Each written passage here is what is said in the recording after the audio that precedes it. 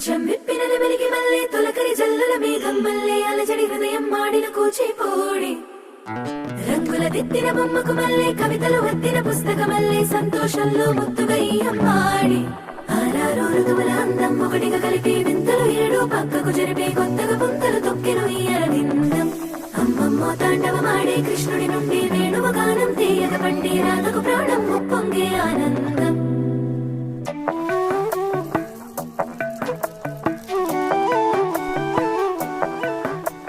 మధురము కదా ప్రతి ఒక్క నడక